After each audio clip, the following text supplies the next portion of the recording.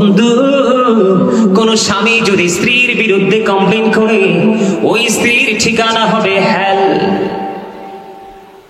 নাউযুবিল্লাহ বলেন না? You have to go to hell. চলে যেতে হবে তোমাদেরকে জাহান্নামে, কারণ তোমার বিবি তোমার বিরুদ্ধে নেগেটিভ কমেন্টস করেছে। এটা করেছিল তুমি জীবিত থাকতে, রিঅ্যাকশনটা তুমি দেখতে পাবে তুমি ওই ফিউচারে, ঠিক কিনা বলেন? আর যারা বলেন আবার কোন বিবি যদি স্বামীর ডাকে সাড়া না দেয়, শুধু যে বন্ধু স্বামীর এমন করে এরকম না, অনেক ক্ষেত্রে স্ত্রীরাও এইরকম করে। এটা লজ্জার কোনো বিষয় নাই বন্ধু। গভীর রজনীতে সারা রাত্র সারাদিন পরিশ্রম করে বন্ধু স্বামী বিছানায় গেল, বিছানায় যাওয়ার পরে বিবির সাথে মিষ্টি আলাপ করবে, তাদের মধ্যে প্রেমময় মুহূর্ত তৈরি হবে। স্বামী চায় হৃদয় উজাড় করে তাকে প্রেম উপহার দিতে, কিন্তু স্ত্রী সেটাকে অ্যাকসেপ্টেবল বলে গ্রহণ করছে না। আমার নবীজি জানিয়ে দিলেন, স্বামী তোমাকে কাছে ডেকেছে, তুমি তার ডাকে সাড়া দাওনি, তুমি অনেক বড় অন্যায় করেছো। কারণ the wife's paradise under the feet of the husband. প্রত্যেকটা বিবির জান্নাত হলো স্বামীর পায়ের নিচে। স্বামীর পায়ের নিচে বলে, স্বামীর পায়ের নিচে মাটি খুঁড়লে পাবেন না। স্বামীর সন্তুষ্টির মধ্যে স্ত্রীর জান্নাত। আমার নবীজি জানিয়ে দিয়েছে, বিবি রে তুমি তো হতভাগা হয়ে গেল। ওরে বিবি, তুমি তো ধ্বংসস্তূপে পরিণত হয়ে গেলে রে। যখনই তুমি মুখটা অন্যদিকে ঘুরিয়ে নিলা, তখন থেকে গজবের ফেরেশতারা তোমার উপরে গজব নাজিল করতে থাকতেছে। জোরে জোরে নাউযুবিল্লাহ, আরো জোরে বলেন নাউযুবিল্লাহ। আবার আমাদের মধ্যে বন্ধু এক ধরনের স্বামী আছে, বিবিকে ভালোবাসা কিন্তু 100% উপহার দিয়ে থাকে, তার চাহিদা মতো দিয়ে থাকে, কিন্তু একটা ভালোবাসা দিয়ে যায় না। সেটা হলো বিবির সাথে চুক্তি যে হয়েছে মোহরানা, সেটা দিয়ে যায় না। স্বামী কিন্তু একেবারে 100% সক্ষমতা আছে স্ত্রীকে বন্ধু মোহরানা দেওয়ার।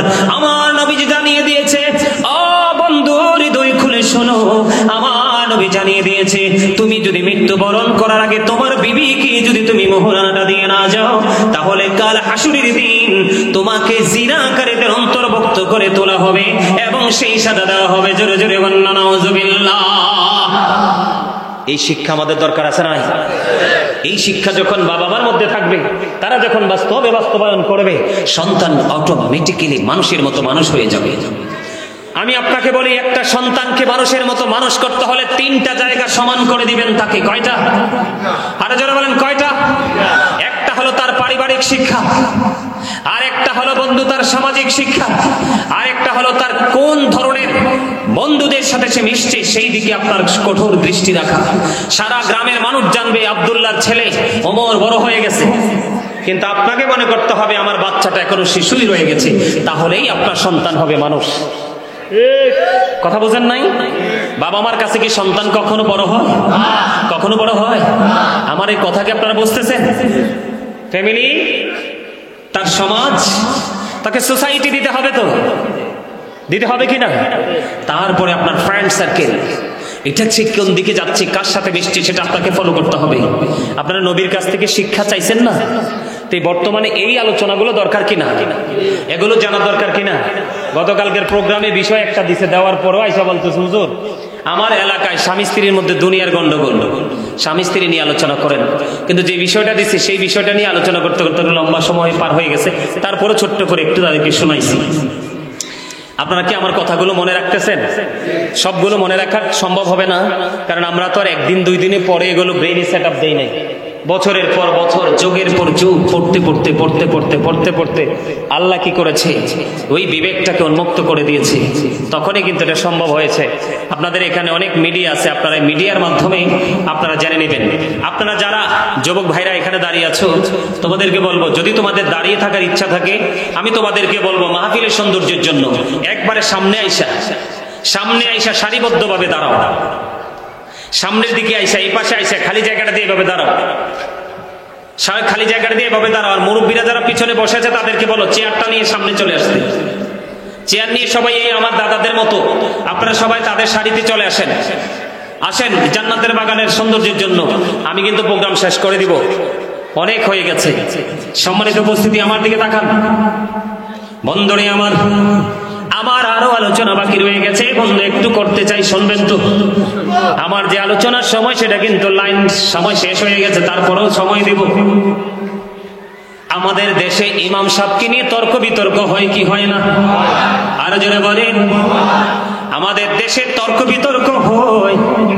অনেক সময় খতিব সাহেবরা যখন ছোট্ট তেলাওয়াত করে, তেলাওয়াত দিয়ে কিন্তু হট্টগোল হয়, সমালোচনা হয় মসজিদের বাহিরে।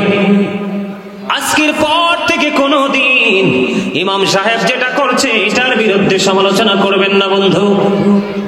তার কারণ হলো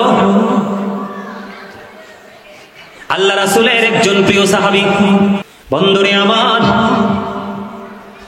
তিনি কি করলেন? প্রত্যেক দিন নবীজির পেছনে এশারের জামাত পড়তেন। আমার দিকে তাকান, আমি কি বুঝাইতে চাই? প্রতিদিন তিনি নবীজির পিছনে এশারের জামাত পড়তেন। এশারের জামাত শেষ করার পরে তিনি তোনার গন্তব্যে চলে যেতেন। তোনার গন্তব্যে গিয়ে তিনি আবার বন্ধু ইমাম হয়ে নামাজ পড়াতেন। কিন্তু নামাজ যে পড়াতেন, গুরুত্বপূর্ণ পয়েন্ট, আমার দিকে তাকান, নামাজ যে তিনি পড়াতেন, কিন্তু নামাজের মধ্যে তিনি বড় কেরাত পড়তেন, বড় সূরা পড়তেন। এটা কিন্তু নবীজির পক্ষ থেকে আমাদের জন্য বড় একটা শিক্ষা, সমাজে ঝগড়া থেকে বাঁচার জন্য বন্ধু। হাদিস শরীফ, আমার নবীজি জানতে পারলেন ওখানে একটা ঘটনা ঘটেছে। ঘটনাটা কি গো? ঘটনাটা হলো তিনি যখন নামাজ এখানে পড়ে নবীজির পিছনে মুসল্লি, ওনার গোত্রে গিয়ে তিনি হয়ে যায় ইমাম। ইমাম হয়ে যাওয়ার পরে বন্ধুরে আমার,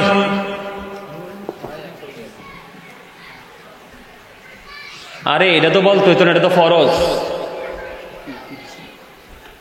কই এটা ফরজ, বলা লাগবে না। এটা এটা অটোই আসে, অটো থাক। আমার দিকে তাকান, শিক্ষা নিয়ে যান বন্ধু। আগে যদি শুনে থাকেন ভালো, না শুনলে আরো ভালো।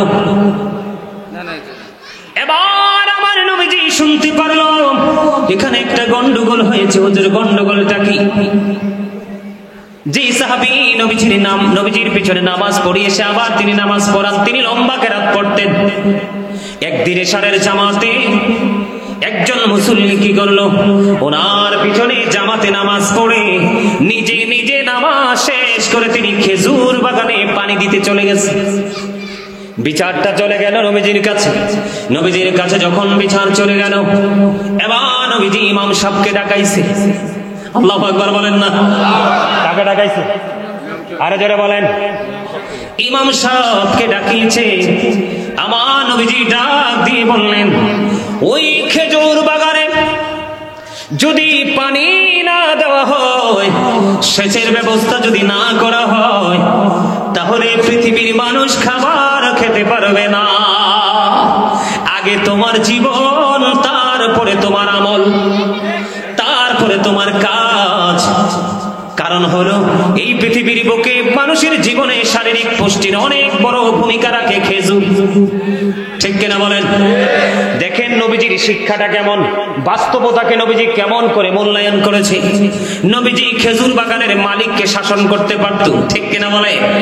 আল্লাহ রাসূল বলেছে, মুমিনের প্রত্যেকটা কাজই নিয়ামত, প্রত্যেকটা কাজই ইবাদত, প্রত্যেকটা কাজ মুমিনের জন্য নিয়ামত। কারণ সে খেজুর বাগানে পানি দিবে, খেজুর গাছ সতেজ থাকবে, ফল দিবে, মানুষের দৈনন্দিন জীবনের চাহিদা মেটাবে। এটা বন্ধু মুমিনের জন্য এটাও বড় ইবাদত। এই জন্য নবীজি ওই সাহাবীকে ডাক দিয়ে বললেন, তুমি যখন লম্বা জামাত হবে, অনেক মুসল্লি যখন নামাজ পড়বে, তখন তুমি ছোট ছোট আয়াত দিয়ে নামাজ পড়া। এটা কি আমাদের জন্য বড় একটা শিক্ষা কিনা? কথা বলেন না কেন? অনেকে কিন্তু ইমাম সাহেবকে ফোর্স করে কি করে না? হুজুর এটা করলেন কেন? ইমাম যিনি হয়েছেন, খতিব যিনি হয়েছেন, ইমামতি করার জন্য যা যা জানার তিনি জেনেই বুঝেই করেছেন বন্ধু। এই জন্য আমার নবী এখানে বাস্তবতা হলো খেজুর বাগান। কথা কয় না? এখানে বাস্তবতা কি? খেজুর বাগান। আমার নবী বাস্তবতাকেও মূল্যায়ন করেছে। নবীজি খেজুর বাগানের মালিককে শাসন করতেন। নবীজি খেজুর বাগানের মালিককে কি করেননি? শাসন করেননি। নামাজ পড়েছে, এটাও ইবাদত। খেজুর বাগানকে খেজুর গাছ বাঁচিয়ে রাখার জন্য, ভালো ফলনের জন্য খেজুর গাছে শ্রম দিয়েছে, এটাও তার জন্য নিয়ামত। এই জন্য ইমাম সাহেবকে বলছে, অবস্থার উপর ভিত্তি করে কাজ করতে হবে, বাস্তবতাকে মূল্যায়ন করতে হবে। সুবহানাল্লাহ। মনু বসো। এরপরও আপনারা সবাই প্রাণ খুলে একটা হাসি দিতে পারলেন না। আমি তো বরিশাল্লা কইছি। কি কইছি? বরিশাল্লা, ঠিক না বলেন? মনু মগো বাড়ি চললেইছো। আই কিন্তু একখানা নোয়াখাইলা কত কইতে, বুঝছেননি? এই কারণে বলি বিজ্ঞানীদের বিজ্ঞানী আঙ্গ নবীজি, এমন দয়াল নবী আর হাইবানি, এমন দয়াল নবী খুঁজা হাইবানি। বিজ্ঞানীদের বিজ্ঞানী আঙ্গ নবীজি, বিজ্ঞানীরা রকের যোগে যাদের দেশে যায়, আঙ্গ নবী রকের ছাড়া মেরাজ শরীর যায়। আনন্দে নাচার কথা। আরে আরো জোরে কন্যা মারহাবা। হইছে না, হইছে না। মারহাবা জোরে কইলে বাকিটা কব। এখন হয় না, আরো জোরে, আরো জোরে। আলহামদুলিল্লাহ। আমি গজল গাইবো আর আপনারা আমার সাথে হাত নাড়াবেন, পারবেন? আরো জোরে পারবেন? আরো জোরে পারবেন? বিজ্ঞানীদের বিজ্ঞানী আঙ্গ নবীজি, এমন দয়াল নবী আর হাইবানি, এমন দয়াল নবী আর হাইবানি। বিজ্ঞানীদের বিজ্ঞানী আঙ্গ নবীজি, বিজ্ঞানীরা রকের যোগে যাদের দেশে যায়, আঙ্গ নবী রকের ছাড়া মেরাজ শরীর যায়। আরে ওই যুগে কি রকেট বিমান এগুলো ছিল নি? বলো, ওই যুগে কি রকেট বিমান এগুলো ছিল নি? বিজ্ঞানীদের বিজ্ঞানী আঙ্গ নবীজি, আবু বকর সিদ্দিকের সাপে কামড়াইছে, আঙ্গ নবীর থুতু দি ভালা হয়ে গেছে। আবু বকর সিদ্দিকের সাপে কামড়াইছে, আঙ্গ নবীর থুতু দি ভালা হয়ে গেছে। আরে সেই যুগে কি উজাবত করেছিল নি? বলো, সেই যুগে কি উজাবত করেছিল নি? বিজ্ঞানীদের বিজ্ঞানী আঙ্গ নবীজি, আগের যুগের মানুষের অসুখ কম হয়তো, আঙ্গ নবীর কাছে এলে ভালো হয়ে যাইতো। আগের যুগের মানুষের অসুখ কম হয়তো, আঙ্গ নবীর কাছে এলে ভালো হয়ে যাইতো। আরে সেই বালাকি এই যুগেতে করতে হারবানি, বলো সেই বালাকি এই যুগেতে করতে হারবানি। বিজ্ঞানীদের বিজ্ঞানী আঙ্গ নবীজি, এমন দয়াল নবী আর হাইবানি, এমন দয়াল নবী খুঁজা হাইবানি। বিজ্ঞানীদের বিজ্ঞানী আঙ্গ নবীজি। মারহাবা। মা হাদিয়া, মারহাবা মারহাবা। আরো জোরে কোন মারহাবা, আরো জোরে। হাসান ইবনে সাবিতের কথা মনে পড়ছে, দাদার হাদিয়া দেওয়া দেখা। হাদিয়া কত দিয়েছে সেটা কিন্তু দেখার বিষয় নয়, দেখার বিষয় হলো প্রেম। কি? আরে জোরে। হাসান ইবনে সাবিত রাদিয়াল্লাহু তাআলা আনহু মসজিদে নববীর মিম্বরে দাঁড়িয়ে দাঁড়িয়ে রাসূলের শান গাইতে শুরু করলেন, আর আমার নবী খুশি হয়ে দোয়া করতে থাকেন, আল্লাহ হাসান ইবনে সাবিতকে রুহুল কুদ্দুসের মাধ্যমে সাহায্য করো। সুবহানাল্লাহ। এটা ছিল তার জন্য হাদিয়া, ঠিক কি না হুজুর? আরো জোরে কন্না মারহাবা, আরো জোরে মারহাবা।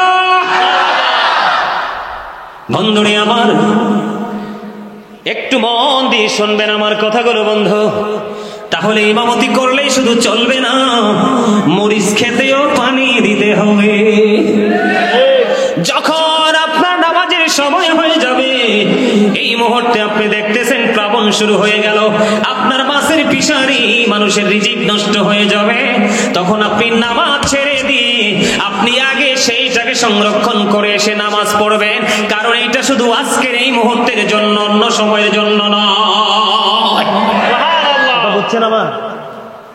বিতর্কিত করার কোন সুযোগ এই মুহূর্তের জন্য আপনার কি করতে হবে?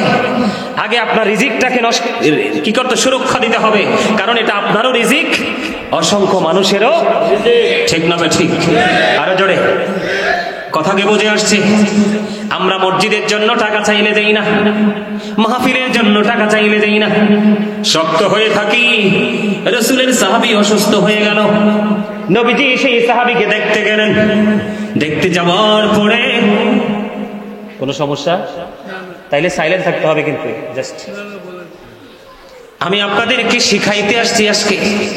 আপনারা শিখতেছেন তো? আরো জোরে বলেন, শিখতেছেন তো? শিখার দরকার আছে না নাই?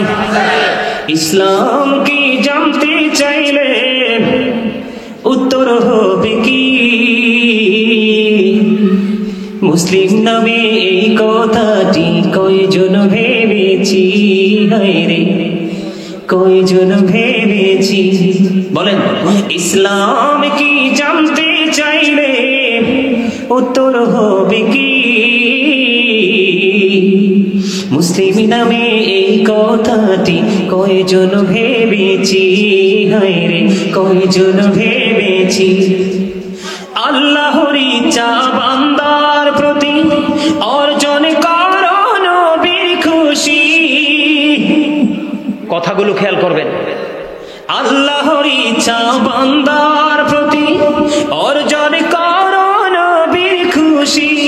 নবীর প্রেমে গুনাহ মাফের খবর শুনেছি। মুসলিম নামে এই কথাটি কয়জন ভেবেছি, রে কয়জন ভেবেছি। আল্লাহর ইচ্ছায় কাজ করো, রাসূল প্রেমিক মুর্শিদ ধরো। ঠিক না বেটি? বুঝেননি কিছু? আল্লাহর ইচ্ছায় কাজ করো, রাসূল প্রেমিক মুর্শিদ ধরো।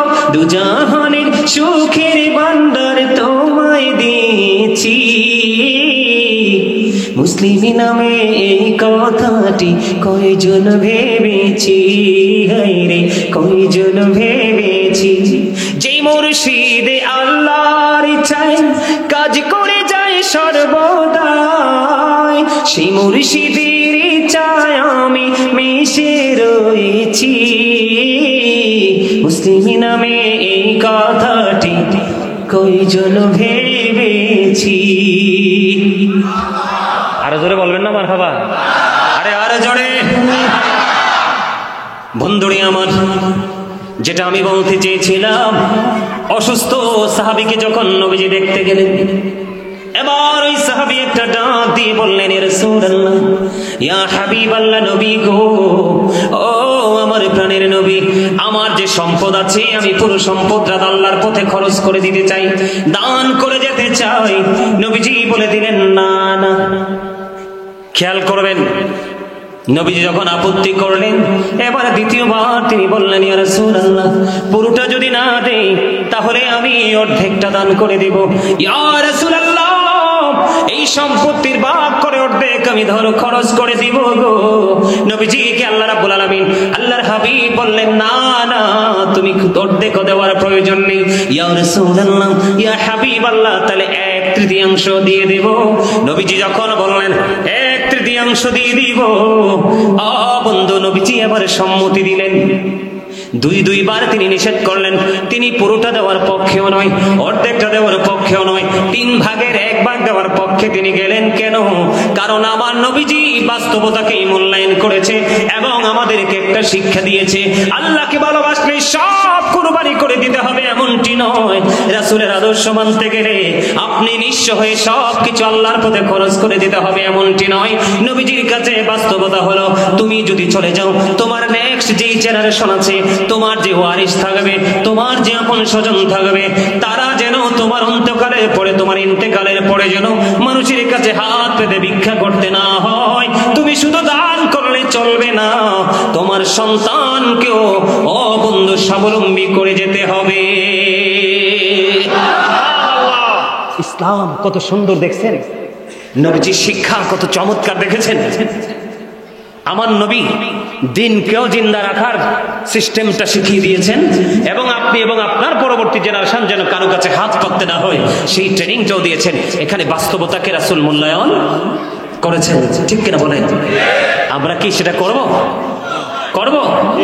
3 জন যুবক চিন্তা করলেন, হাদিস শরীফের মধ্যে এসেছে, তিনজন যুবক চিন্তা করলেন, রাসূলের আমলের কাছে আমাদের আমল একেবারে তুচ্ছ, নবীজির কাছে আমাদের শিক্ষা, নবীদের আমলের কাছে আমাদের আমল একেবারে নগণ্য। একজন মনে মনে চিন্তা করলো, আমি একটানা কি করব, নফল নামাজ পড়বো।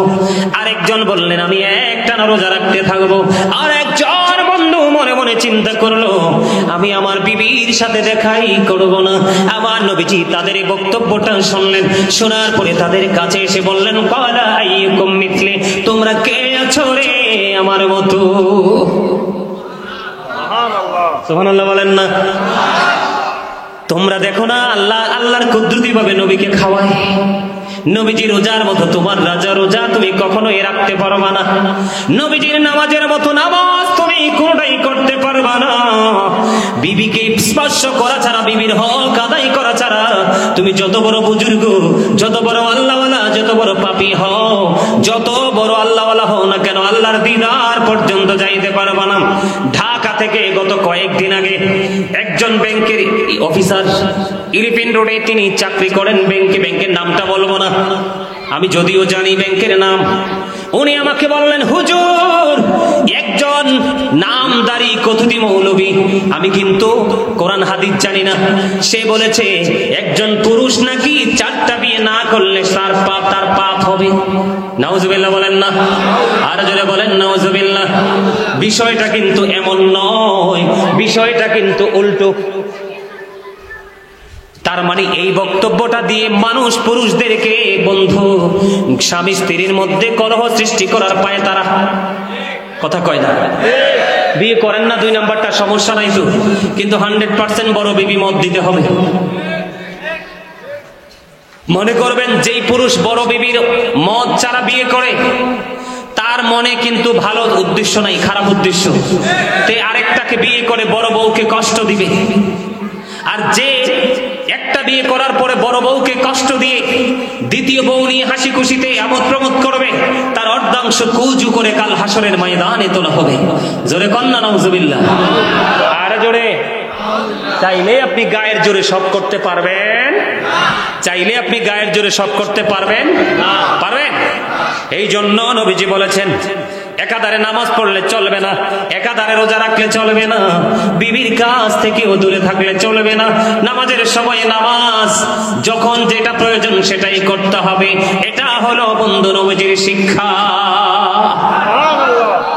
এবার আসেন, বর্তমানে আমাদের দেশে মানুষ অসুস্থ বেশি না সুস্থ বেশি? অসুস্থ বেশি, তাই না?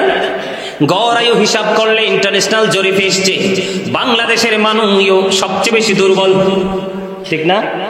আর জোরে বলেন। বাংলাদেশের মানুষ উইক। তার কারণ হলো, বন্ধু, সমস্যাটা কোথায় কি একটু বলবো?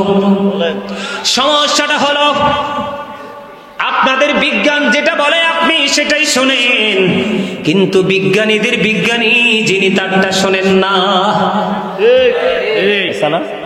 হ্যাঁ, বিজ্ঞানীদের বিজ্ঞানী আঙ্গ নবীজি।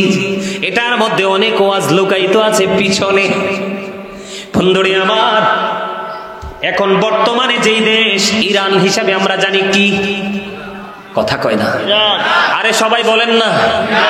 আরে জোরে। মুখে তো যথেষ্ট জড়তা আছে, জড়তা দূর করতে হবে। কি? বর্তমান যেই দেশটার নাম ইরান, এই দেশটার নাম একটা সময় ছিল পারস্য। কি ছিল? পারস্য। ওই পারস্যের বাদশা তৎকালীন সময়ে নবীজির জামানায়, নবীজি যখন পৃথিবীর বুকে কদম মোবারক বাড়িয়ে দিল, নবীজি আসাতে আমরা মুজিজা দেখছি কিনা? কথা কয় না?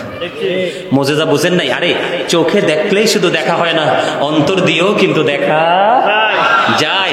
নবীজি আসার মুজিজা বলতে কেমন? নবীজি আসার সঙ্গে সঙ্গে পারস্যের কিসরার রাজ প্রাসাদের 14টি গম্বুজ ভেঙে পড়েছে। সুবহানাল্লাহ। নূর নবীজি আসলো ভাবে প্রকাশ হলো মুজিজা, পারস্যের রাজপ্রাসাদের গম্বুজ ভেঙেছে, পারস্যের রাজপ্রাসাদের পাথর খসেছে। আমার মন চায় যে শুধু তোমায় দেখিতে, আমার মন চায় যে শুধু তোমায় দেখিতে। ও প্রিয় নবী, দেখার লাগি পাগল মনটা, দেখার লাগি পাগল মনটা, দেখা দাও না রে। আমার মন চাই যে শুধু তোমায় দেখিতে, আমার মন চাই যে। এই গজলটাকে আপনারা আগে আরো শুনছেন, এটা শুনবেন কোত্থেকে? এটা তো লেখক আমি, এটা গাইছি আমি, সুর দিয়েছি আমি, শুনবেন না তো? আসলে কি গজল আমার ভালো লাগে না আপনাদের? কথাগুলো একটু ব্যতিক্রম, অনেক গবেষণা করে করে দেখছি। আপনাদের কতটুকু বলে আগেই বলেছিলাম, আপনাদের মনে আছে কিনা? সবার হৃদয় পর্যন্ত যেতে পারবো কিনা জানি না, তবে চেষ্টা করব। নূর নবীজির নূরের ছোঁয়ায় জগৎ আলোকিত হয়েছে, মা আমেনা সেই নূরেরই ঝলক দেখেছে, মা আমেনা সেই নূরেরই ঝলক দেখেছে। আমার মন চাইছে শুধু তোমায় দেখিতে, আমার মন চাইছে শুধু তোমায় দেখিতে। ও প্রিয় নবী, দেখার লাগি পাগল মনটা, দেখা দাও না রে। আমার মন চাই যে শুধু তোমায় দেখিতে। মৌমাছির মতো চট্টগ্রামের ছেলেরা মৌমাছির মতো গুনগুন করে গায়, কিন্তু এই কি জানি জায়গাটার নাম বলে তো যাই, রাইখালির যুবকরা কিন্তু মৌমাছি হতে পারলো না। এটা কিন্তু নেগেটিভ কমেন্টস করে গেলাম, অত্যন্ত দুঃখজনক, ঠিক কিনা? ঠিক। আরো জোরে, মৌমাছি হতে হবে।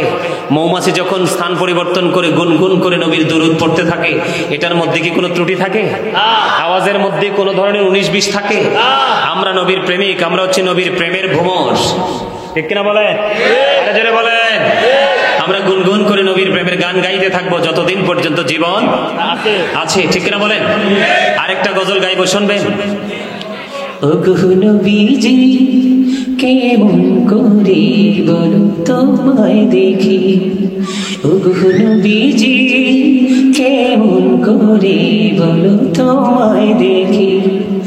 আছো তুমি ওই মদিনায়, আছো তুমি ওই মদিনায়, সঙ্গে নিয়ে দুই প্রেমিক সাথী, কেমন করে বলো তোমায় দেখি। বলেন ওগো নবীজি কেমন করে বলো তোমায় দেখি।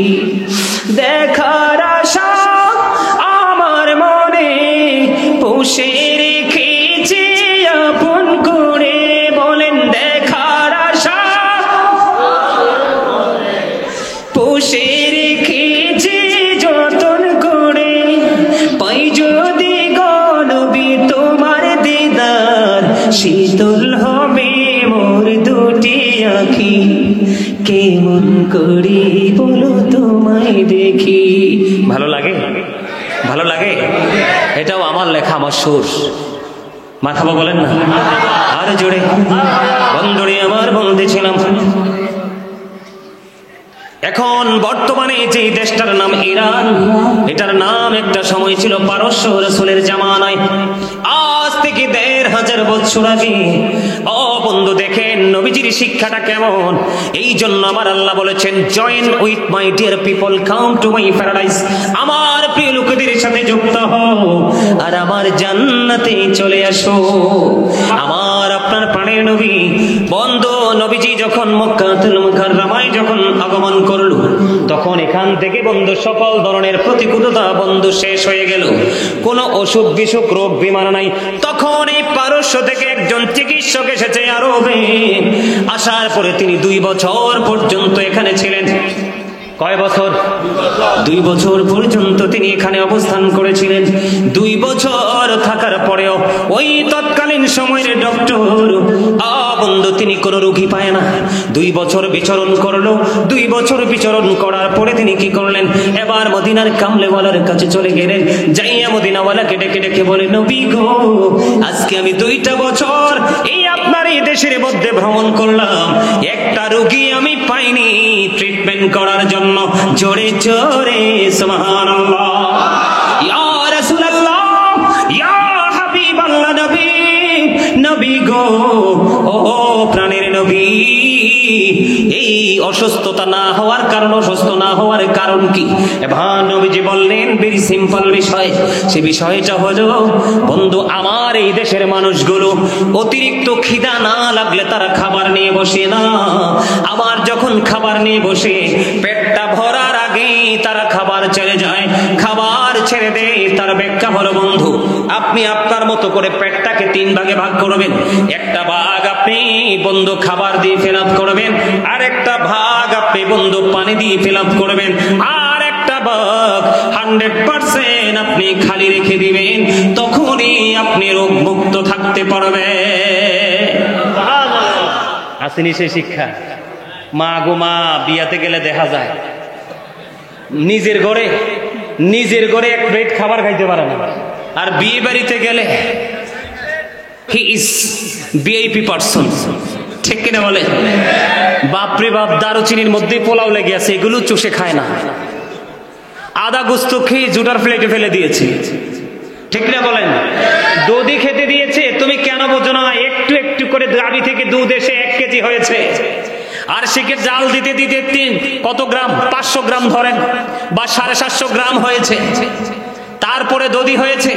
তুমি দধি খাইতে যাও, কিন্তু প্লেটে অনেকগুলো রেখে দিয়েছো। ঠিক কিনা বলেন? নবীজি বলতেছে, হাদিস শরীফের মধ্যে এসছে, নবীজি প্লেটটা ভালো করে মুছে খেতেন। আর তুমি প্লেটটাকে মানে 50টা প্লেট একত্রিত করলে মিনিমাম 5 জনের খাবার পাওয়া যাবে, অনেক ক্ষেত্রে আরো বেশিও পাওয়া যায়। ঠিক না? ঠিক। এই শিক্ষা আসেনি আমাদের? আছে? আপনাদের এলাকায় একজনকে দাওয়াত দিলে 3 জন যাননি? যা আল্লাহ, এটা কি কথা? নবীজি জানিয়ে দিয়েছে, একজনকে দাওয়াত দিলে একজনই যেতে হবে। 2 জন যদি যেতে হয়, তাকে আগে ইনফর্ম করতে হবে, জানাতে হবে। যিনি দাওয়াত দিয়েছেন তিনাকে আগে কি করতে হবে?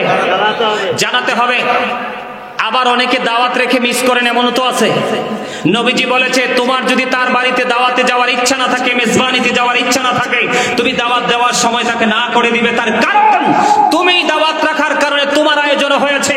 বিয়ে বাড়িতে খাবার যদি নষ্ট হয় একজনের, এটার জন্য দায়ী তুমি। এটা আমার কথা না, রাসূল বলেছে। আবার বন্ধু, 50 জনকে দাওয়াত দিয়েছে, 50 জনের মধ্যে 20 জন বন্ধু অতিরিক্ত একজন করে নিয়ে গেল। কত হয়ে গেল? 70 জন। কতজন? দাওয়াতি হলো 50 জন। এখন 30 জন বাকি থাকতেই বন্ধু 2 জন ডাবল হয়ে চলে গেছে। 40 জন খাবার খেয়ে চলে এসেছে, মজুদ আছে মাত্র 10 জনের খাবার। ঠিক কিনা বলেন? কিন্তু দাওয়াতি বাকি আছে আরো 30 জন। আল্লাহর নবী জানিয়ে দিয়েছেন, ওই পরিস্থিতি যদি তৈরি হয়, এটার জন্য দায়ী হবে, অপরাধী হবে, এটার জন্য দায়ী হবে যিনি না জানি একজনের সাথে আরেকজন গিয়েছে। আপনারা যে নবীর জীবনী থেকে শিক্ষা আলোচনা করতে বলছেন, আমি কয় রাত আলোচনা করব, কত রাত আলোচনা করব। আমাদের পুরো অঙ্গে মেডিসিন ইউজ করতে হবে, কারণ পুরো বডিতে আমাদের ইনফেকশন। কথা কি বুঝতে পারছেন? সম্মানিত উপস্থিতি, আজকে আর আলোচনা করব না, দূর পথ ফাড়ি দিয়ে আমাকে যেতে হবে।